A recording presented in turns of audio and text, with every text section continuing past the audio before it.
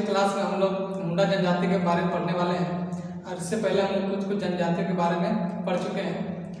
और ये आपका जेपीएससी और जेएसएससी का जितना भी परीक्षा है वो सबके लिए आपको बराबर से काम आएगा।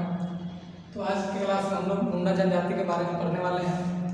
और मुंडा जनजाति के बारे में सबसे पहले उनका हम परिचय को देखेंगे कि मुंडा जनजाति कहते किसको हैं, उसको किस तरह से परिभाषित किया गया है। उसके बाद में मुंडाओं का आगमन और उनका निवास स्थान, कहने का मतलब कहाँ से आए हैं और वर्तमान में कहाँ पे रह रहे हैं। मुंडाओं का सांस्कृतिक एवं सामाजिक एवं सांस्कृतिक व्यवस्था को देखेंगे कि उनका समाज रहन सहन किस टाइप से है, उनकी धार्मिक व्यवस्था को देखेंगे, उनकी आर्थिक व्यवस्था को देखेंगे और वैसे कुछ बिंदुओं पर भी हम चर्चा करेंगे जो मुंडा जनजाति से संबंधित है। तो सबसे पहले हम इनका परिचय देखते हैं। तो मुंडा का जो अर्थ होता है वो विशिष्ट व्यक्ति होता है और वे स्वयं को हड़ोंको भी करते हैं। हड़ोंको के नाम से भी हम लोग अपने आप को जाना पसंद करते हैं। इनकी जनसंख्या झारखंड में 14.56% है, जो झारखंड की तीसरी बड़ी जनजाति है। मुंडाओं की भाषा मुंडारी और इस मुंडारी भाषा को होड़ो जगर भी कहा जाता है। और प्रजातीय दृष्टि से अगर देखा जाए तो उनका समूह प्रोटोस्टलाइट के कैटेगरी में आता है और मुंडाओं को कोल के भी नाम से जाना जाता है। और इसके अलावा आज के समय में उरांव जनजाति को भी कोल के नाम से जाना जाता है, लेकिन कोल कहा जाना उन्हें अच्छा नहीं लगता है। कोल कहा जाना उन्हें गाली के जैसे लगता है। अब हम मुंडा जनजाति का झारखंड पर आगमन और वर्तमान में उनका निवास स्थान को देखेंगे। तो मुंडाओं का झारखंड की धरती पर आगमन लगभग 600 ईसा पूर्व हुआ है और इससे पहले वे कहाँ रहते थे इसका स्पष्ट जानकारी हमको नहीं मिलता है। उससे पहले ये इधर उधर प्रवासियों की तरह घूमते हुए रहते थे। उसके बाद में जब आर्यों का आक्रमण हुआ था उस समय ये यूपी और बिहार के कुछ स्थानों पर रहते थे, जैसे यूपी के आजमगढ़ जिसको उस समय आजिमगढ़ के नाम से जाना जाता था, बिहार का राजगीर जिसको उस समय रिजगढ़ के नाम से जाना जाता था। उसके बाद में ये यूपी बिहार वाला एरिया से होते हुए रोहिदासगढ़ होते हुए ये दक्षिण की साइड बढ़ते हैं और झारखंड में प्रवेश करते हैं। और झारखंड में प्रवेश करने के बाद में अभी सर्वाधिक संकेंद्रण, कहने का मतलब सबसे ज़्यादा इनका निवास स्थान जो है वो रांची जिला में है। रांची जिला के अलावा इनका निवास गुमला, सिमडेगा, सेबू और झारखंड के विभिन्न जिलों में अभी ये रह रहे हैं। और इस जनजाति की खास बात यह है कि यह जनजाति सिर्फ और सिर्फ झारखंड में ही पाई जाती है। और आप लोग को पता होगा कि 600 ईसा पूर्व में आने के बाद में लगभग पहली शताब्दी तक मुंडाओं का ही शासन चलता है झारखंड में। उसके बाद में इनका शासन व्यवस्था स्थानांतरित हो जाता है नागवंशियों को।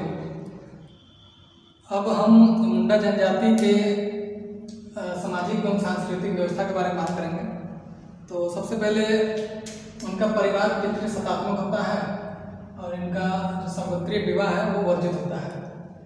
मुंडा जनजाति में अगर सामाजिक विभाजन की बात करें तो उनका विभाजन इस प्रकार होता है। सबसे पहले ठाकुर, मानकी, मुंडा, बाबू, भंडारी एवं पातर, इन कैटेगरीज में मुंडा जनजाति का समाज विभाजित है। मुंडा जनजाति के ग्राम प्रधान को मुंडा के नाम से जाना जाता है। उनकी ग्राम पंचायत को हाथू कहा जाता है। ग्राम पंचायत के प्रधान को हाथू मुंडा के नाम से जाना जाता है। और कई गांवों का जो पंचायत होता है उसको पढ़ा के नाम से जाना जाता है। और जो पंचायत स्थल या जो नृत्य स्थल है उसको अखाड़ा के नाम से जाना जाता है। पढ़ा पंचायत का जो प्रधान होता है उसको मानकी के नाम से जाना जाता है। और मुंडा जनजाति का वंश को खूट के नाम से जाना जाता है। उनका गोत्र को कीली कहा जाता है। और मुंडा जनजाति का विवाह को अरंडी के नाम से जाना जाता है। और विवाह इनका कई प्रकार के होते हैं, जैसे राजी खुशी विवाह, हरण विवाह, सेवा विवाह, हट विवाह, ये सब विवाह का प्रकार है। और इसमें सबसे प्रचलित विवाह जो है वो राजी खुशी विवाह है, जिसको हम लोग बोलचाल का भाषा में अरेंज मैरिज कहते हैं। तो ये विवाह का प्रकार है। इस जनजाति में तलाक का भी प्रावधान है। जिसको शाकम्भचारी के नाम से जाना जाता है। इनका वधु मूल्य गुणों टका के नाम से जाना जाता है, गुणों टका कहा जाता है। और इस जनजाति के जीवा गृह को गितियोड़ा के नाम से जाना जाता है।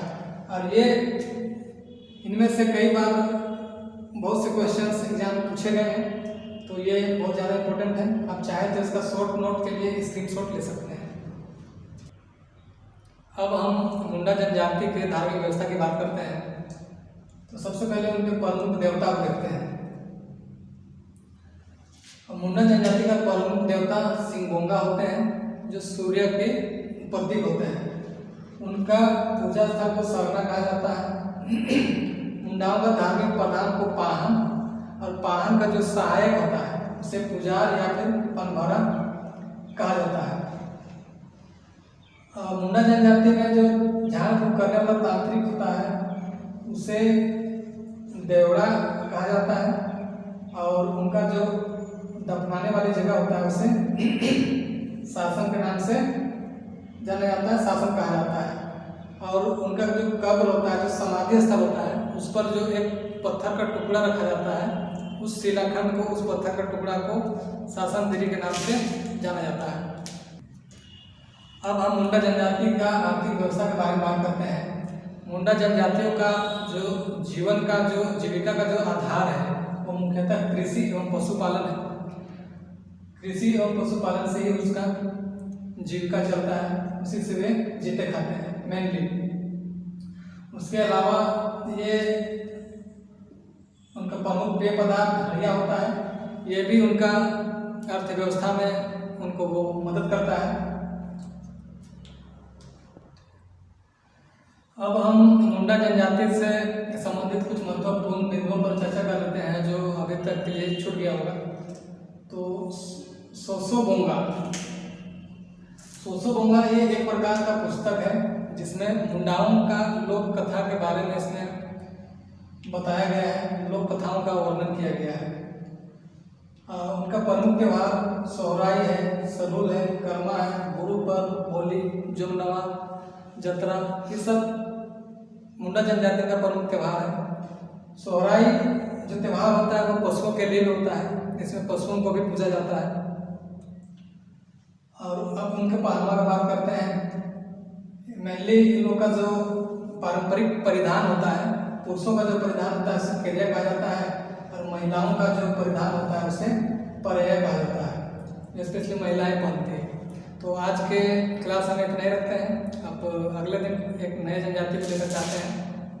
तब तक के लिए धन्यवाद।